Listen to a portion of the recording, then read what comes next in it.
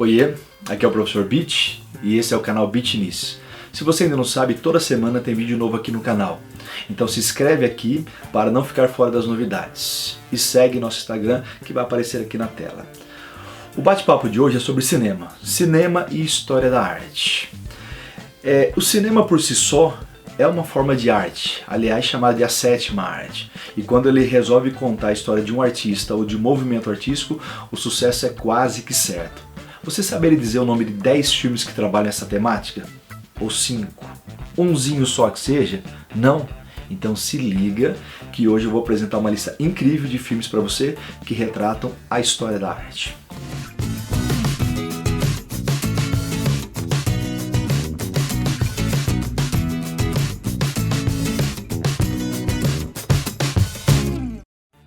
Eu criei duas listas de filmes para vocês, tá? Uma que eu vou chamar de Jovem Guarda, que são filmes do século XXI, e uma que eu vou chamar de Velha Guarda, que são filmes do século XX.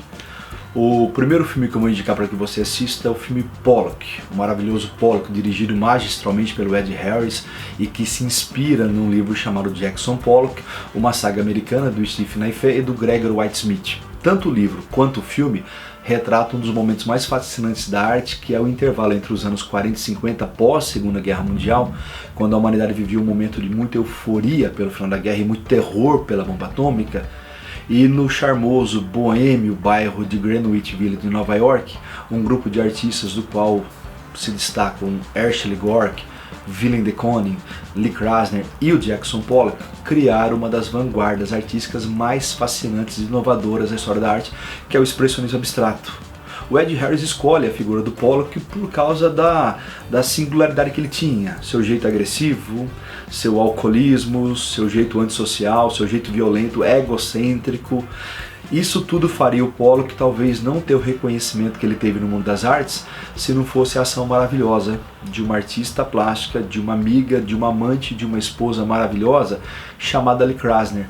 Ela conseguiu fazer com que o Pollock enxergasse talvez aquilo que ele mesmo não estava conseguindo ver naquele momento, que era a sua capacidade genial, criativa e a importância que ele tinha para o mundo das artes. E pelo breve espaço de tempo que ela conseguiu afastá-lo do alcoolismo, ele entregou o seu desequilíbrio a uma profunda criatividade de um jeito de pintar absolutamente inovador, marcando um ponto de ruptura com toda a história da arte, criando uma originalidade. E olha que para ser original na história da arte você tem que ser muito bom, e é o caso do Pollock. Então aquela técnica dele jogar a tela no chão, andar sobre a tela como se fosse uma performance, dando aquilo que os americanos chamam de action painting, a técnica do draping, que é o gotejamento, faz com que ele realize aquilo que seria assim, naquele momento, o ato mais original, criativo na história da arte mundial. Pena que a ação, pena que o afastamento do alcoolismo do Pollock durou muito pouco. Mas esse intervalo de tempo que ele conseguiu se afastar do alcoolismo para se entregar à arte, ele se tornou uma das maiores celebridades norte-americanas daquele momento, a ponto da revista Time lançar a seguinte pergunta: seria Jackson Pollock o maior artista norte-americano vivo? E com interpretações geniais do Ed Harris, que além de dirigir faz o Pollock, com a interpretação maravilhosa da Marcia Gay Harden, que inclusive ganhou o Oscar de atriz coadjuvante com esse filme, tá? Nós temos uma das maiores criações da história da arte e um dos momentos mais fascinantes do cinema mundial. É claro, como eu falei, infelizmente, o tempo dele afastado do álcool durou muito pouco, e isso vai levá-lo a... É claro que eu não vou contar pra você, é claro que eu vou deixar isso em suspense para que você assista esse filme maravilhoso. Então vai lá, assista Pollock, vai aprender sobre arte, vai aprender sobre cinema, ok? Segundo filme maravilhoso que eu queria recomendar para vocês, tá? É um filme chamado Frida, lançado no ano 2002 e que teve uma pesquisa por anos da atriz Salma Hayek para que se produzisse algo em torno da Frida, e ela conseguiu realizar uma das mais brilhantes adaptações, que eu falo assim, de uma artista para a história do cinema.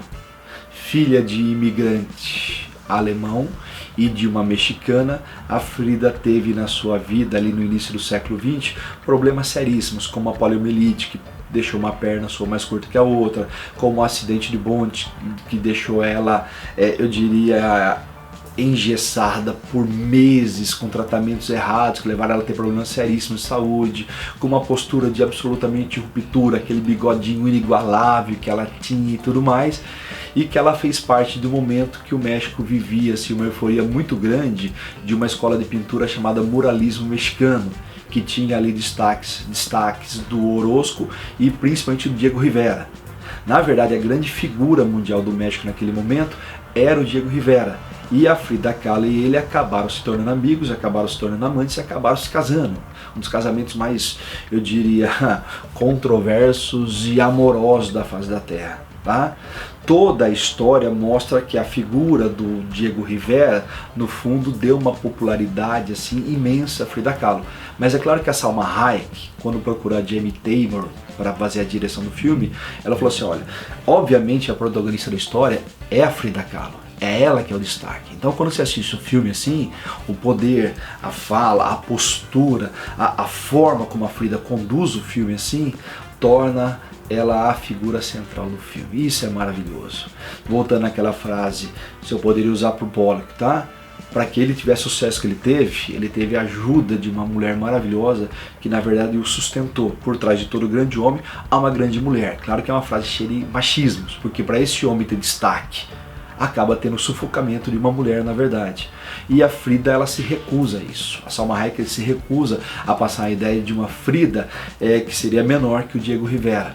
E qualquer um que conhece a arte dela, qualquer um que conhece a inovação que ela fez, seja pela linha do expressionismo, da sua dor profunda, seja pela linha do surrealismo, que ela é reconhecida por alguns, inclusive o André Breton, que é o criador do Manifesto Surrealista, quando viu a obra dela, a identificou como uma surrealista, e ela brincava de falar, eu não tenho nada de sonho na minha dor é muito real, na verdade.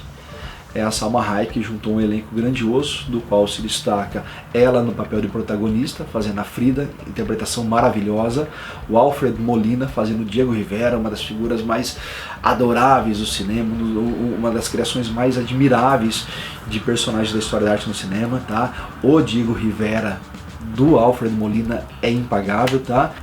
Toda a ação do filme leva você a ter uma percepção gigantesca daquela que já tem uma percepção gigantesca por parte da arte, mas que o cinema soube realizar de maneira muito talentosa de novo. Então, recomendadíssimo para você, segundo filme da nossa lista, Frida Kahlo, um filme de 2002, vale demais a pena você assistir, vale demais a pena você conhecer a Frida Kahlo, vale demais a pena você conhecer a história dessa artista genial, que inovou a arte mexicana, que inovou a arte mundial, com o seu sofrimento, com a sua dor, com a sua biografia de superação. O terceiro filme da nossa lista é o maravilhoso Moça com Brinco de Pérola, de 2003, dirigida pelo Peter Weber. O filme vai retratar um dos momentos mais fascinantes da história da arte, que é o Barroco, mas o Barroco com perspectiva protestante e holandesa, que é muito diferente do Barroco católico que a gente conhece através de uma visão de pintores maravilhosos como Caravaggio ou artistas, escultores maravilhosos como o Gian Lorenzo Bernini.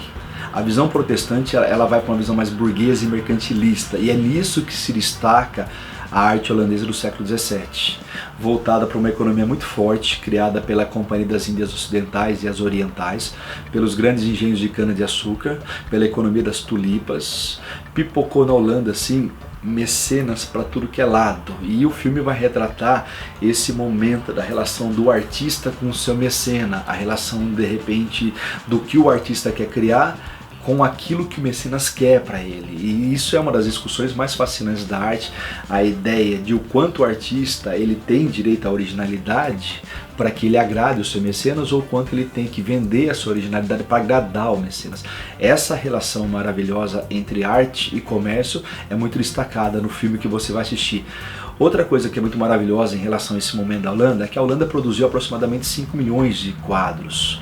E você tem assim uma visão muito diferente, como eu vou repetir, muito diferente daquela visão católica, que gerava uma arte dualística entre o céu e o inferno, aquela coisa toda entre a matéria e o espírito, entre o carpe diem e salvar a alma. Aqui não, você tem o registro da ciência, por exemplo. É só pegar o Rembrandt e você vê aquela série de quadros maravilhosa, Lições de Anatomia do Dr. Tulpe, por exemplo. Ou você vê a ação do Maurício de Nassau, que vai trazer para cá o Franz Post e o Albert Eco para visitar o Brasil, para registrar o Brasil holandês. Então a preocupação holandesa era outra. E aí no meio de todos os holandeses maravilhosos que surgem nesse momento, se destaca a figura icônica de Johannes Vermeer, ou Vermeer, você escolhe a sua pronúncia. Okay? O Vermeer ele se destaca na história da pintura por retratar cenas cotidianas em ambientes fechados, sem perder a qualidade da perspectiva, que é muito difícil fazer para quem entende pintura. Esse é um arranjo assim dos mais originais e difícil de se realizar. E ele, sabendo aproveitar como ninguém a luz que entrava pela janela, quase um ato impressionista, ele realiza as mais belas pinturas desse momento da Holanda. O filme vai contar a história do Vermeer, mas que vai ter o protagonismo também de uma personagem chamada Griette, que no filme é interpretado pela maravilhosa Scarlett Johansson, e que vai ser uma menina que é filha de um pai ceramista, que era pintor, mas que por problema de saúde teve que abandonar a pintura, e por dificuldades financeiras ela teve que se entregar ao trabalho de empregada doméstica. O filme tem algo meio assim de Cinderela, porque ela vai trabalhar numa casa de um pessoal da elite, aonde todo mundo é muito grosseiro, todo mundo a trata muito mal, todo mundo de repente age com muita hipocrisia e tudo mais, e ela é aquela delicada menina que vai ter o seu príncipe também, que vai reconhecer nela o que ninguém reconheceria, que é um talento artístico. E em diálogos maravilhosos entre ela e o Vermeer, ela vai aprendendo muito de pintura e inclusive vai dando toques para ensinar a pintura a esse gênio chamado Vermeer. E aí num belo dia no filme, ele vai acabar retratando um quadro dessa empregada, a Griette, em que ela vai usar um brinco da esposa do Vermeer. Isso vai dar uma polêmica genial no filme, tá? Gerando esse quadro maravilhoso, Moça com Brinco de Pérola. É claro que a relação entre os dois não vai ficar só na pintura, mas é claro que isso eu também não vou contar para você. É claro que isso que você vai ter que assistir para conhecer um dos filmes mais geniais da história da arte, ou sobre a história da arte, que é o Moça com Brinco de Pérola. O quarto filme da nossa lista é o maravilhoso Modigliani, A Paixão pela Vida, dirigido pelo Mick Davis, no ano de 2004. Ele vai retratar um momento assim na história da arte, talvez sem precedentes, tá? Para quem já ouviu falar do filme Meia-Noite em Paris, tem um momento que ele fala, aquela época dourada, que ele volta para o início do século XX, onde ele reencontra todo mundo que foi viver em Paris, assim, formando uma das mais fascinantes escolas de arte, que é a Escola de Paris, que é um aglomerado de artistas que vieram do mundo inteiro para dividir experiências e viver aquele clima. O Modigliani, ele é um judeu italiano que sofreu todo o peso do mundo dessa condição de ser judeu durante a Primeira Guerra Mundial. A gente costuma falar que o Modigliani ele começou pelo castigo para depois se entregar ao crime. Tem uma cena no filme que vocês vão reparar que é maravilhosa, que a polícia está tirando tudo da casa dele e ele está na parede pintando, que nos indica um caminho como se ele tivesse assim se entregando à arte como uma fuga daquela realidade. E ele fez da vida dele uma ação artística. Ele é mais ou menos alguma coisa parecida com o Jackson Pollock nesse sentido, só que sem a agressividade e sem o aspecto antissocial que o Pollock carregava demais. E o Modigliani no início do século XX, ele era tão apaixonante que não tinha como não querer ficar perto dele, não ser amigo dele, tá? A não ser uma pessoa. E aí o filme retrata muito bem a profunda rivalidade entre ele e o Pablo Picasso. Como os dois simultaneamente se amavam por admirar uma obra do outro e como eles se odiavam pela postura de um com o outro.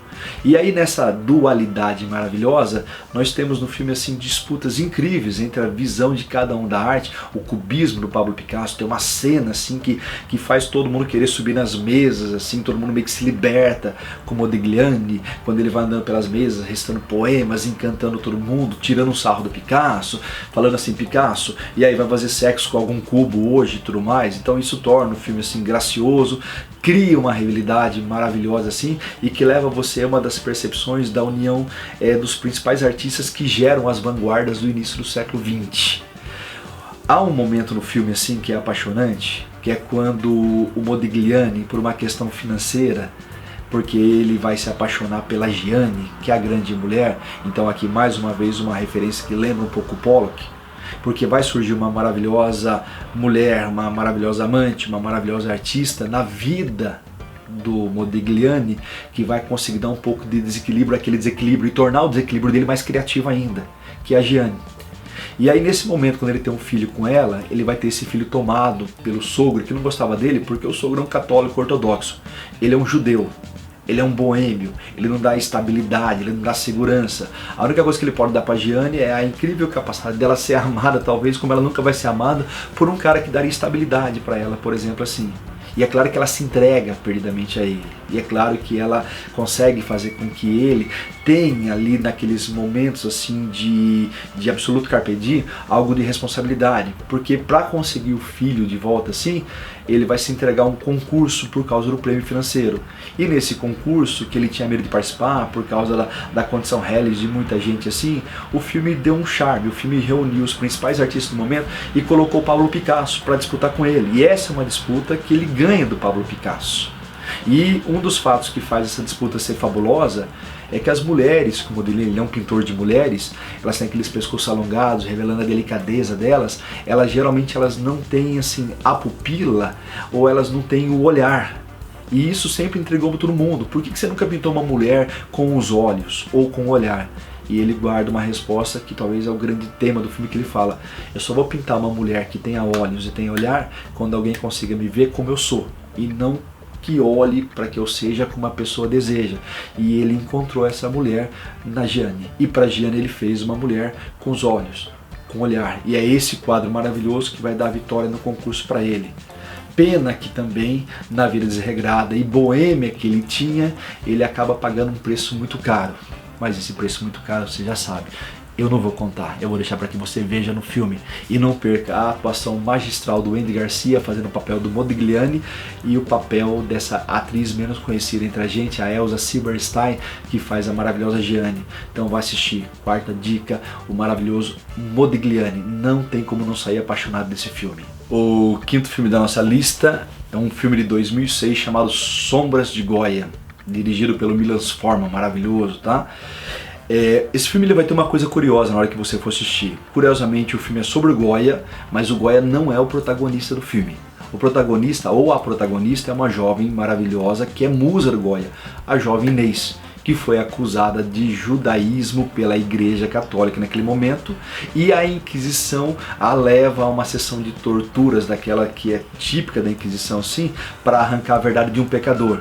E durante todo o processo que ela está sendo entrevistada e torturada, dolorosamente torturada pela Inquisição, a família dela contrata um padre para acompanhar o caso, que é o padre Lorenzo, interpretado pelo maravilhoso Javier Bardem. Aliás, a Inês é interpretada pela maravilhosa Natalie Portman. Até gaguejo para falar, porque é uma dessas pessoas que faz a gente ficar meio gago, na verdade, tá? Que minha esposa não escuta esse vídeo depois. Brincadeiras à parte, uma coisa que assim é a reunião de um elenco maravilhoso para interpretar um caso que coloca o Goya a parte disso. O Goya vai ser interpretado pelo Stellan Skarsgård, que é um ator maravilhoso, que a gente conhece pouco aqui, mas que é um ator de altíssimo nível. E quando o Goya fica à margem desse caso, né, porque o protagonismo está nessa cena da tortura da Inquisição sobre a Inês e do acompanhamento do Lorenzo, esse padre, no fundo, se o Goya está à sombra dessa ação, é ele que dá luz a essa ação, porque é ele que vai conseguir captar os horrores da Inquisição no início do século XIX na Espanha, junto com aquele momento das grandes invasões napoleônicas, aonde tem assim, eu diria, momentos de muita dor, que ele vai captar vídeo quadros fuzilamentos no dia 3 de maio.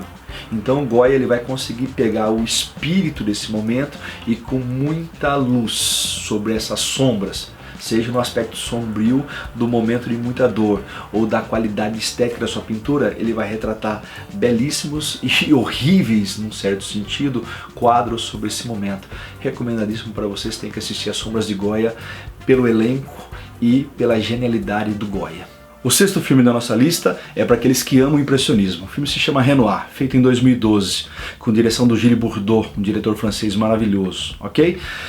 A história vai se passar tendo como protagonista o Pierre Auguste Renoir, daí o título para vocês. Mas não vai retratar aquele momento glorioso do início do impressionismo, onde o Renoir, Edgar Degas, Claude Monet, Berthe Morisot, Alfred Sisley, Camille Pissarro e o Paul Cézanne criaram essa tendência que vai dar origem ao pós-modernismo e a várias vanguardas do século XX. Na verdade, você vai acompanhar um filme que retrata os últimos anos da vida do Renoir, e esses últimos anos são marcados por duas terríveis angústias.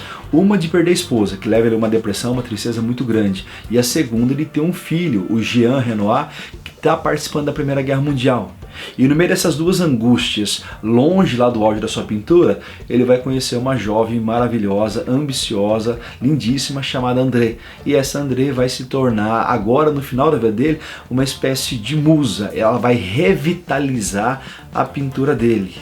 E apaixonado pela ideia dela, ele vai se lançar de novo a pintar quadros de altíssimo nível, movimentado pelo impressionismo, e você vai acompanhar pela fotografia do filme, que é maravilhosa, todos os ambientes que ao longo da vida do Renoir formaram a visualidade da tendência impressionista dele. Nisso eu falo assim, a fotografia é impagável nesse filme, tá? Por isso só valeria o filme. Mas a história é maravilhosa, porque tem a volta do Jean Renoir da guerra. E quando ele volta, ele também toma a André como musa inspiradora, como amante. Só que o Jean Renoir, ele caminha para o cinema, porque muita gente não sabe.